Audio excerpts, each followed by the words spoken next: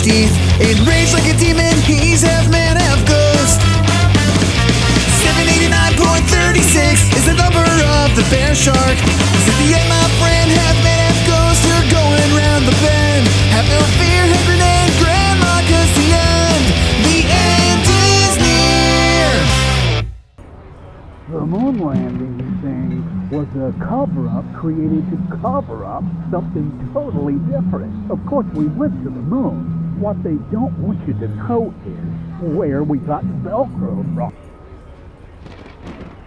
Hey there, stranger! I know it goes without saying, but I've got some theories about the latest Stephen King-inspired cinematic, Behemoth, and sequel to The Shining, Dr. Sleep. Before we can go forward, we have to go backwards.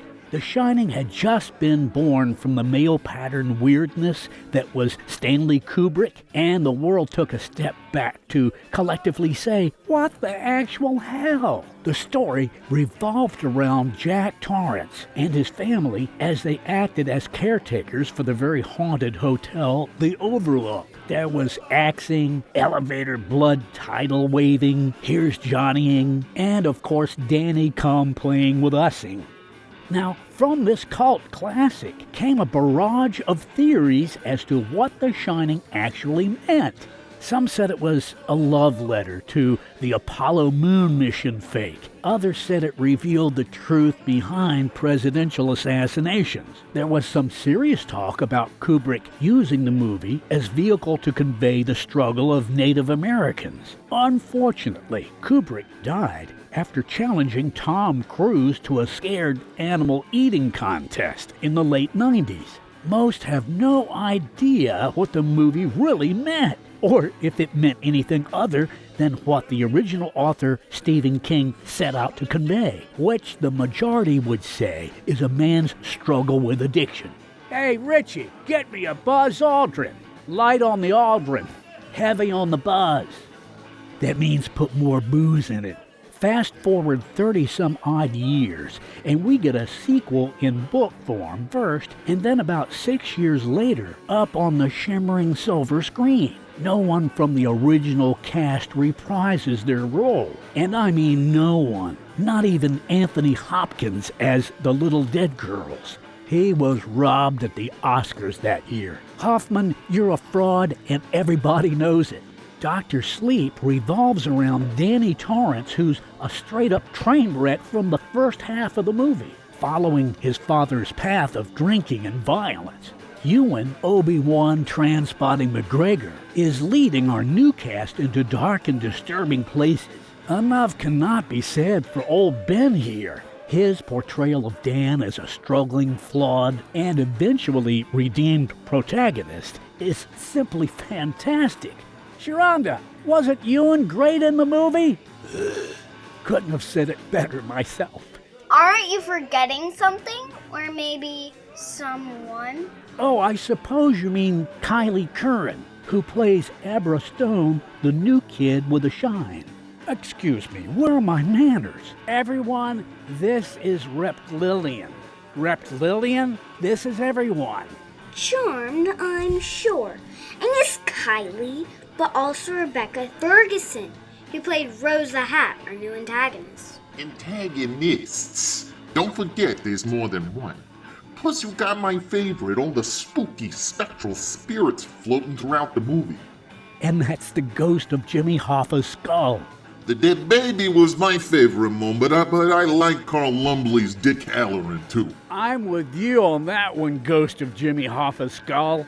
In fact, the whole cast felt surprisingly comfortable and believable in the roles that at one time were played by different actors.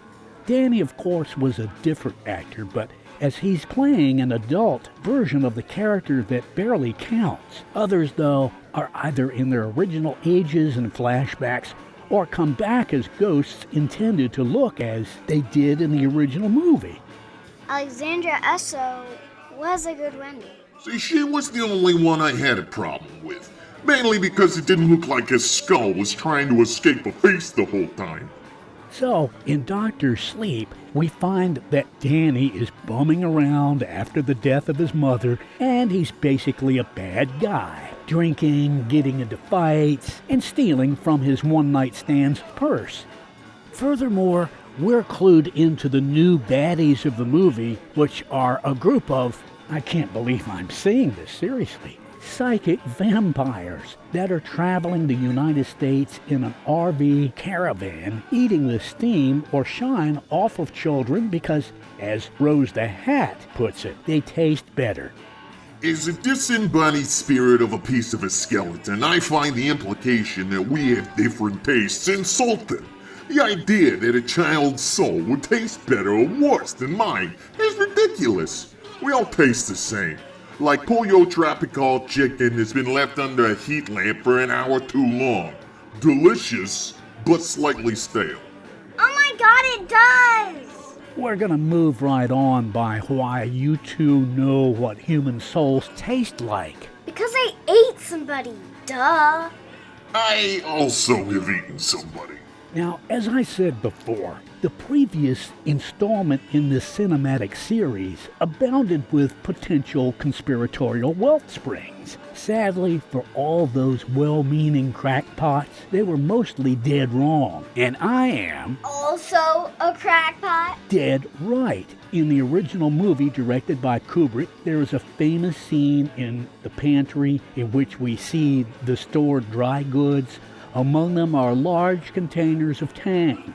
What our conspiracy theorists of the past few decades failed to realize is that this was not the first breadcrumb on the journey to the moon, but rather a more sinister plot by an unchecked government agency to play God with the lives of children.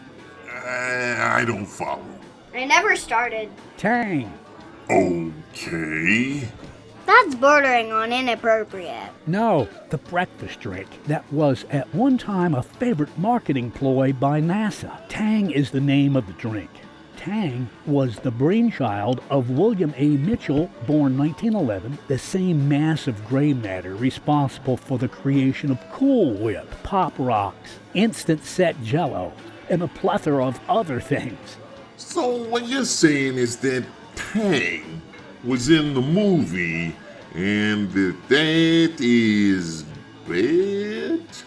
Kubrick was rumored to have worked with the government on high-level cases of propaganda. Hell, he pretty much spray paints it on the side of the Overlook during the movie. But Kubrick was a genius. Such low-level insinuation would be child's play to him. No, there's a sub-level to this conspiracy that no one has unearthed until now. Kubrick wasn't just privy to their moon landing propaganda. He was being used as an asset throughout the experimental side of the Central Intelligence Agency. The movie man worked for the CIA? I posit that he not only worked with, but conspired with the CIA. Unfortunately for the men in matching suits, upper-level geniuses can be highly volatile. Kubrick couldn't be contained and was thus ousted. Only after his ties were severed did he begin to release information that could be damaging to the agency, and he subsequently died. Have either of you ever heard of MK Ultra? The LSD study? Yes, but not just that.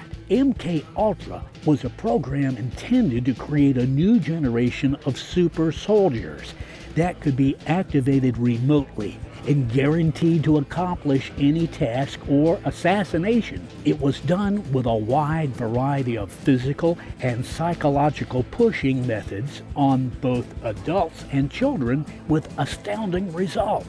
Though never mentioned by name in an official report, one of the scientists that worked on it was William A. Mitchell, which is where he met Kubrick. Yeah, but this is also on The Shining, right? I thought you said this is about Dr. Sleep. Oh, my dear sweet Rep Lillian, the entirety of the plot of Dr. Sleep is a story of older semi-immortals living just a little bit longer by stealing the essence of children. If that isn't the biggest condemnation of the baby boomer generation, then maybe you need to take a sip of coffee and wake the heck up. And who were the baby boomers? They were the generation that gave us MK Ultra and Tang. Okay, that makes some sense. But what about the Tang thing? Okay, two things. First, William A. Mitchell was a gosh darn genius. His specialty was food preservation. Both the preservation and deconstruction as well as reconstruction of food elements while maintaining their original structural integrity. So? Well, the thing is, the cover story is that he died in the early 2000s at the ripe old age of 90-something. But just 5 short years later, a man by the same name began applying for patents. Not just any patents, but crazy, biologically adventurous patents. Things that could potentially alter human DNA. And the second thing? Tang backwards is gnat. Gnat. Oh, we heard you the first time. Another word for gnat is fly, right? Yeah. In Dr. Sleep, Dan Torrance tells Lloyd, aka his dad, Jack Torrance, that he could tell when his mother was about to die because he could see what he called death flies on her face. He said it got to a point where he could barely see her face at all. He's saying that she had tang on her face, so much tang that he couldn't see her face. She had Tang and flies on her face? You know, if she had the tang on her face first, that would explain the flies. The flies were the tang. The tang is the gnat, and the gnat is the governmental conspiracy to steal the independence and youth from the younger generation. Danny's mother, as his parent, was part of the system that corrupted their youth. She is the stand-in for the generation that created MK Ultra, and the tang or flies is MK Ultra all over her face for Dan to see. It's his generation's realization of his parents' generation's atrocities. Kubrick started the accusations, and the new director, Mike Flanagan, took them to their logical conclusion. The movie ends with all strong male leads being dead, and the young female protagonist taking on a leadership role in her own home. And another thing, in How to Train Your Dragon 3, the Night Fury is black and a male, and the Light Fury is white and female. Because they're the only examples available, we have to assume the colors dictate gender. But then they have a litter and all the babies are black and white. Are they all hermaphrodites?